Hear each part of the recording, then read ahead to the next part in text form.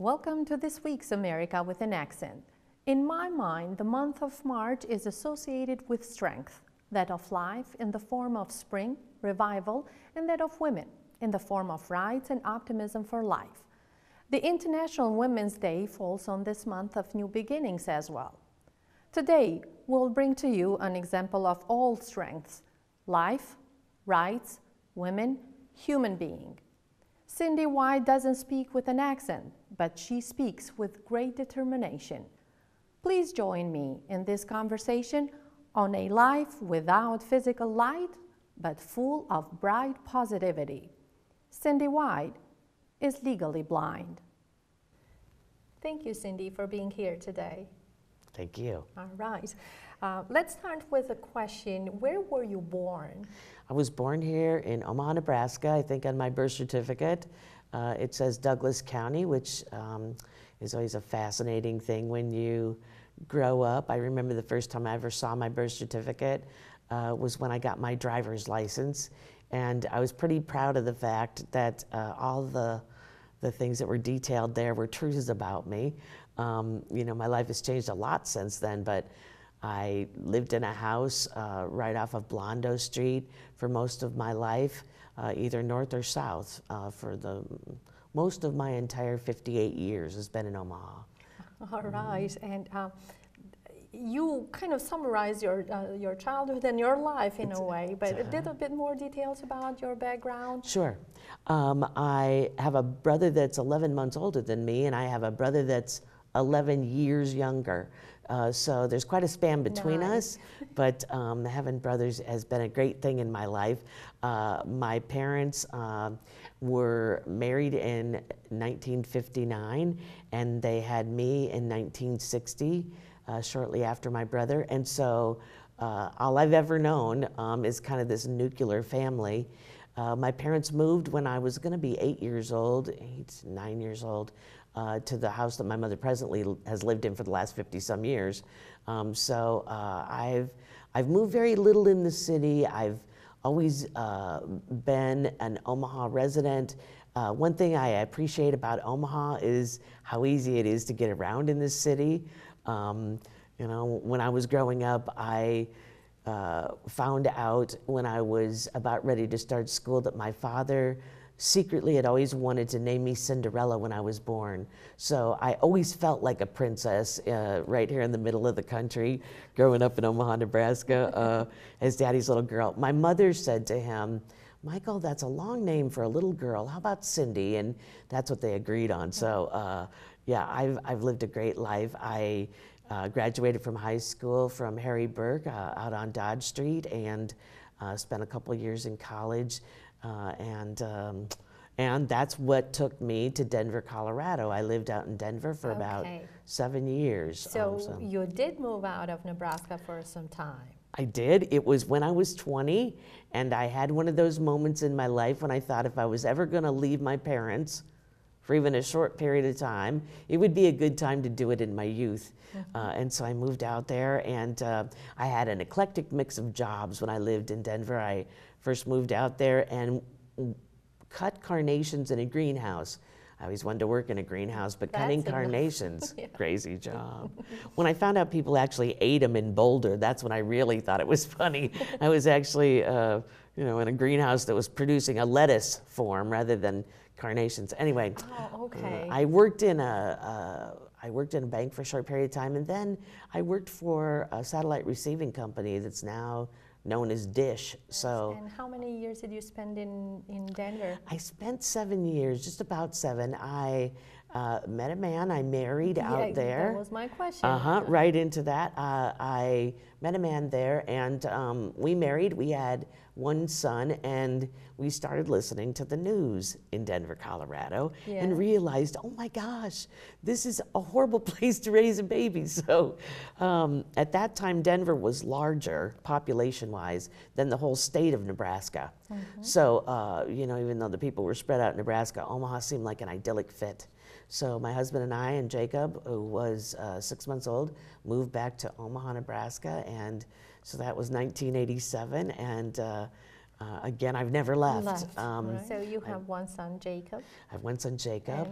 And how about your husband? My beloved husband passed away. He, due to chronic illness, he died in 2001. I have to admit, when I got here to Omaha, my son's biological father and I weren't together very much longer. We divorced, and I met a man in August of 1990 that I belovedly and still think of as my husband. In fact, he helped me raise my son until his kind of premature death in 2001. Okay. Jacob has made me a grandmother, which I thought I would never get to see grandchildren. So, okay. Yeah. So you're a happy, a fulfilled woman. I feel like it. You're a Cinderella. You're a mom, and you're a grandma. Yes. All right. So true. Yes. Cindy, I would like to move now to a topic that is touchy, but I would like to go over Sure. it, and that is your blindness. Yes. Were you born blind? I was not born blind, and Kayla, I lost my eyesight in about 1994. My eyesight was caused by the fact that I did not have an immune system. I contracted HIV probably sometime in the mid-'80s, and as you might know, it depletes immune systems. And by the mid-'90s, I was pretty immune deficient. In fact, I had no working immune system due to the virus, and I contracted another virus that ultimately took my eyesight. Was it a rapid setting or a slow setting? You know, looking back on it, it took about 6 to 8 months for me to fully lose my eyesight. If you ask this part of me, it might be a little bit different story, but, you know, because our minds do some amazing things with time sometimes. But as I look back on it, it took about 6, 8 months. First, I had the virus that I had kind of peeled back or peeled off the maculas of the back of my eyes, so I'd see floaters. And you know, you'd blink really hard, but the floater would never go away. And so when I totally went blind, because I see no light, you know, it was pretty dramatic, and it was pretty quick. The nice thing, I think, for me, is I think when I was losing it, first of all, I was extremely angry. I was extremely angry at being alive. Why'd this have to happen to me? I never asked to live this kind of life. And then it hit me, maybe after the day that my husband came in the bedroom and said he didn't fall in love with me for me to sit, you know, in the bed for the rest of our lives together. And it was several years before his death. He said, I better get dressed. And so I made myself get up and put on clothes. It gives me goosebumps, because it was one of those times in my life that was pivotal. It was a time I had to put the pity party away. I had to say to God, hey, thanks, I'm still alive. And actually, it's a good thing that we've got going here, me and God, because I don't see any light. And I think that's actually a benefit to me rather than a liability. Okay. So we would go, I would like to go back to that topic, and we'll Yes. talk about it again. But Good. I see that you do have a nice dog with you. I do. Is it because of your? It's a. My understanding is that it is a service dog. It right? is a service dog. She is going to be 6 years old this September. I got her from the Seeing Eye in Morristown, New Jersey. They're the oldest guide dog school, you know, graduating mobility specialists like Scarlett in the nation. They graduated their first group of dogs in 1929. So Scarlett comes from a good school. I went for a month to Morristown, New Jersey to learn how to be a good guide dog handler. And it's an amazing relationship. I have to rely on her to get around. And she moves me around barriers, and she gets me to an empty seat sometimes, all kinds of things. She loves to ride the bus. This is her favorite thing. You never know she's a working dog the way she's lying here, though. Huh? Yeah. It's all kinds of comfortable. Now, does she ever make mistakes? She makes mistakes, but it's not the kind you might think. She doesn't really In guiding you, I Yeah, mean, in guiding me, absolutely. She really does not like water. That sounds weird because she's a dog, and she's a dog that played in a creek when she was a puppy, according to our puppy raisers. So she walks me around puddles, and sometimes that can be kind of crazy here in Omaha. Yes, especially this season. Yeah, so when she wants to pull me, because she works by pulling me, when she wants to pull me onto the grass, my first thing is to hesitate a little bit. But she can get us into some spots once in a while just because she doesn't know what to do too. And she's trained only to go by my command. The only time she disobeys me is when it's going to put us at risk.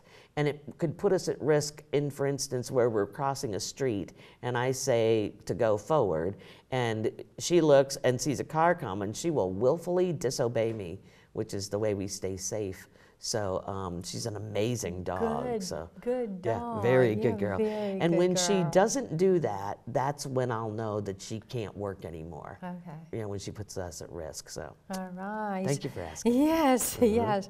Now, Cindy, you mentioned that you don't see at all. Right. At all.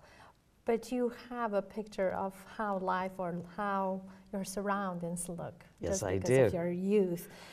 How about now? How do you imagine people and facts? Do you refer to that picture that you have in your mind, or have you updated it, or? Well, that's a great question because I do have a picture in my mind. Again, it's not solely based on my previous sight. For instance, people. I hear a voice and it gives me maybe attributes of a person, but it's more like things like compassionate, angry, intense, manipulative. I can hear seemingly a lot in people's voices at times that either make me embrace the time we have together or connect with somebody. There are times, though, that it also doesn't give me the right signal. And I kind of go into a protection mode or don't ask as many questions. Okay. How do you picture me? I picture you, now that I know that you're 5'5", taller than me, which makes me angry because I wanted the 4 inches that you've got. Well, I think of myself as short. I'll tell you, and I can tell from your elbow, after touching your elbow, that you're not as heavy as me, and maybe that's the end of that conversation. I don't ever think about anybody not having hair. So when I meet men, especially, for some reason, some picture in my head, nobody is bald in my head. So I had a great friend at church, and I used to say, "Hey, Les, how's it going at church?" We'd give each other a hug. Yes. And one day I said to him something about, "Oh, I bet your hair got wet on the way into church." Everybody around us started laughing because I had known him for years, didn't even know he was bald. He made my hand touch his head. He's like, "See, no hair." Yeah. So see, I missed some of the obvious, but it can embarrass me sometimes, but I try not to let that get to me. Yeah, no. Well, I do have a lot of hair for your, do you? for information. I'll have to see how long your hair is. Is it blonde by chance? No, it's brown. Okay. And since we're talking about details, most of my hair is gray like yours, but I just colored them. See, you put yours to bed every night. I don't think you could color mine very well without spending a lot of time doing it. Well, let's leave it at that. Okay, that's a good thing. Yeah, because I don't want to talk about our weight anymore. Well, yeah, and myself too. So. Okay. Another thing do you read at all? How do you read? I was telling your sons on the way here today, I think the thing that I miss the most about from being sighted to being blind, there's some obvious things like transportation. One of the bucket list things I still have that I'd like to do in my life, because now there might be an opportunity to, is to operate a vehicle again. Notice I said operate, I did not say drive. Yes.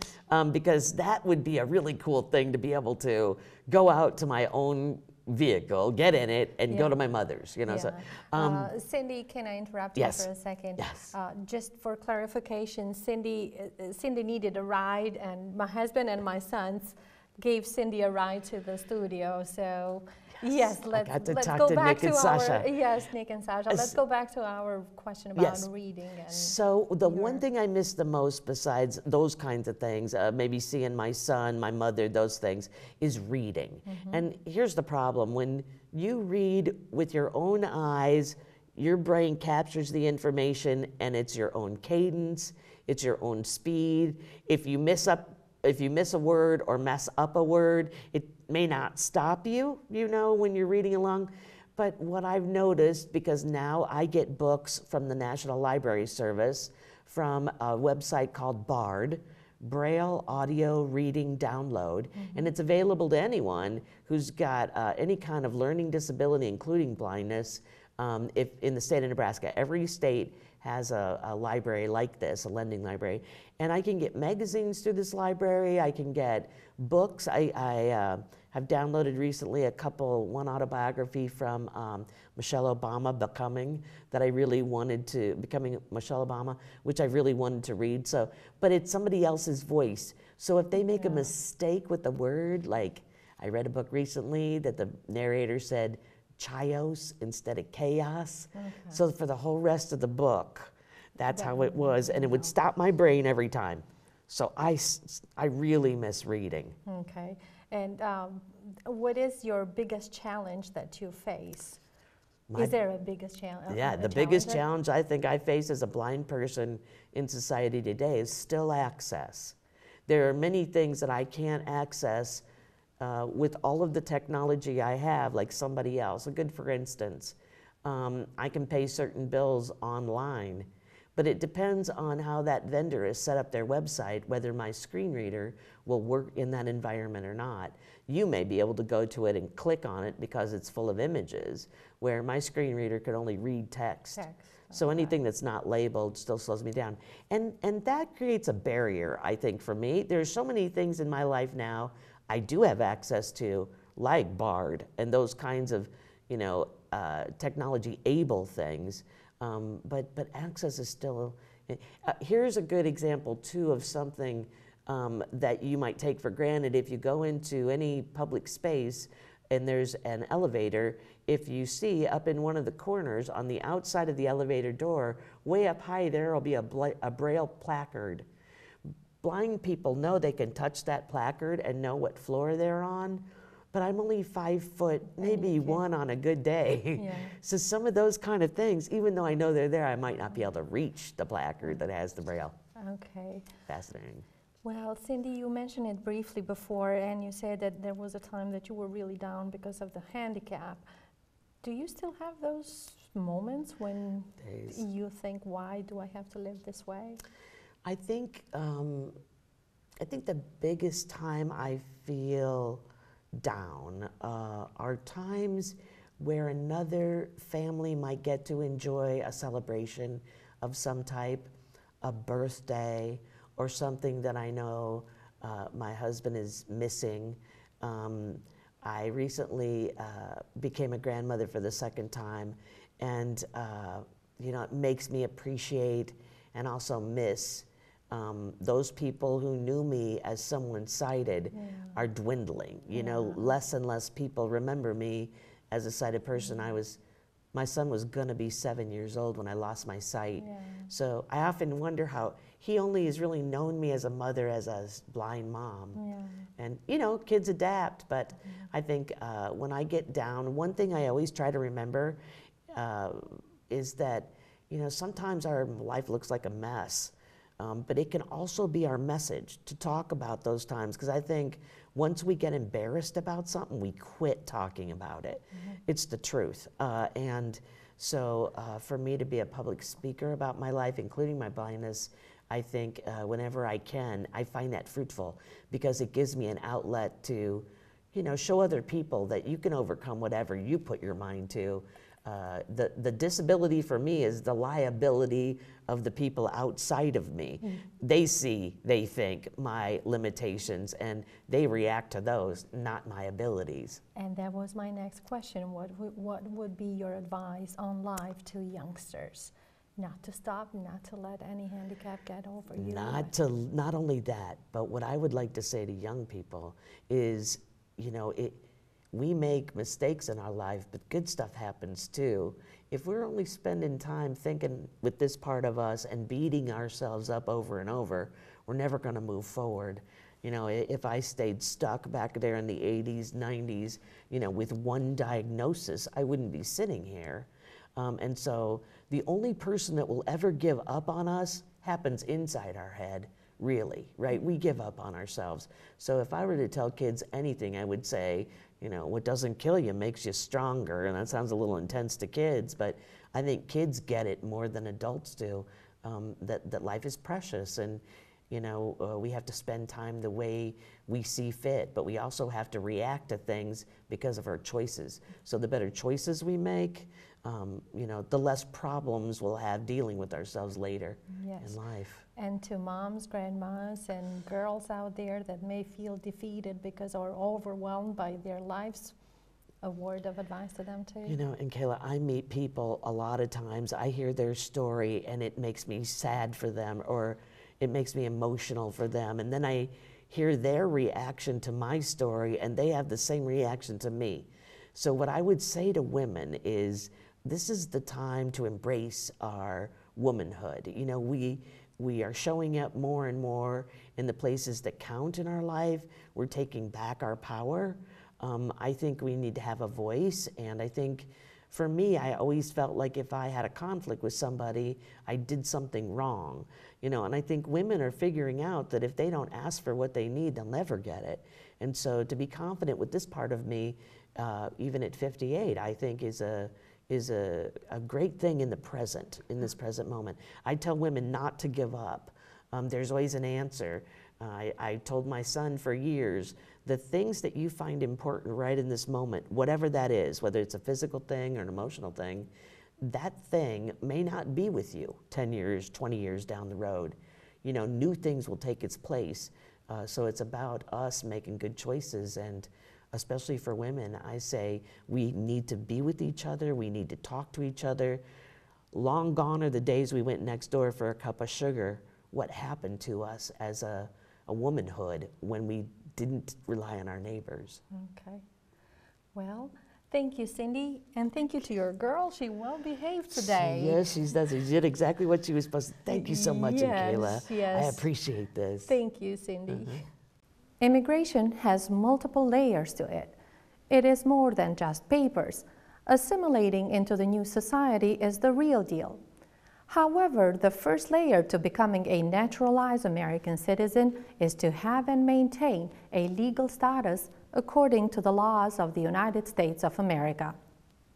Understanding the growing number of immigrants in need of legal information and service, the English language barrier, and how complicated it is to navigate the U.S. immigration law, the New Americans Media, in partnership with the Immigrant Legal Center, both located in Omaha, Nebraska, are pleased to announce the launching of a new monthly series called Legal USA. What is Legal USA and how will it work? Legal USA will offer televised and online general legal information centered around 6 main practice areas of immigration law. In the format of questions and answers, Legal USA will air locally on KPAO TV and online at newamericans.media.com on the first Monday of each next 6 months starting April 1st. How will this work?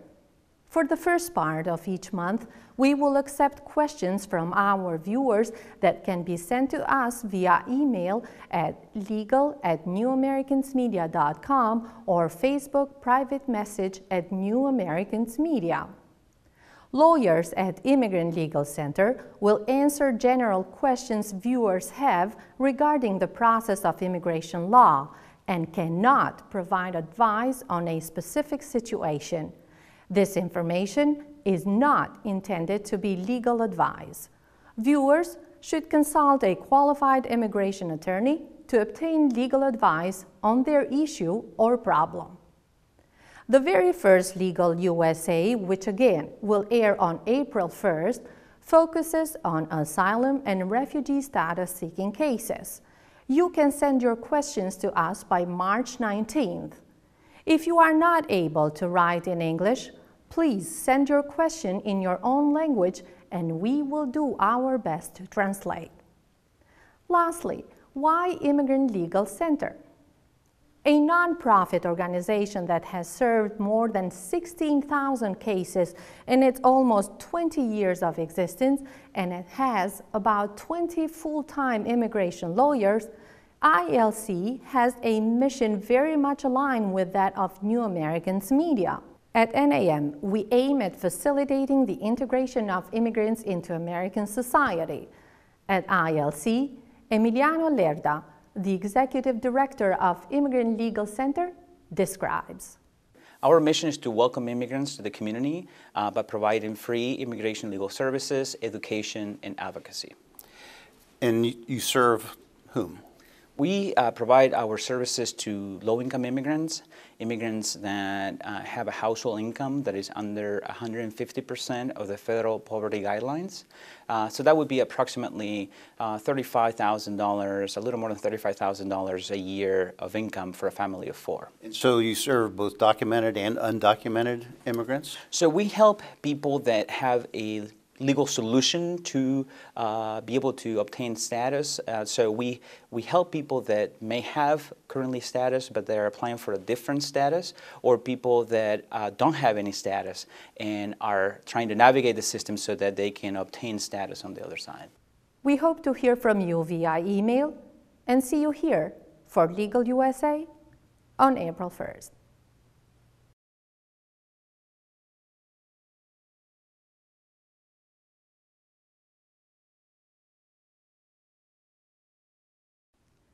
Dear Andy, greetings from Omaha. I have some news to share with you. We're launching a new series on immigration issues called Legal USA. Our friends at Immigrant Legal Center will help us produce this informative segment to educate our viewers on different aspects of immigration law. I'm glad we're able to do this. Personally, I think there is much more to immigration than paperwork. Adjusting, gaining a sense of belonging with the final goal of assimilating into the new society is the real challenge. However, nothing of this can happen if you don't have the proper papers and live in fear. Honestly, Andy, nowadays I'm beginning to think of myself as a concept. Immigrant, immigration, policy, wall, law, political divide, political gain, left, right, yay, nay. The whole discourse on immigration makes me feel that way. I'm sure that to some I will always be a concept, maybe for political gain, maybe for personal beliefs. But let me tell you, before being immigrants, we are regular human beings who, just like the rest, who do not carry the label of an immigrant, struggle to reach a sense of normalcy in life. Are we all good or bad? No and no. But who is? With this series, we would like to educate viewers on the right legal path to citizenship, but also inform them on the responsibilities that they have to fulfill when on the way to becoming, or already are, citizens of the United States of America. Immigration should not be a matter of division. It takes two to tango after all. But all sides, especially the newcomers, need to understand the way their new adopted country works.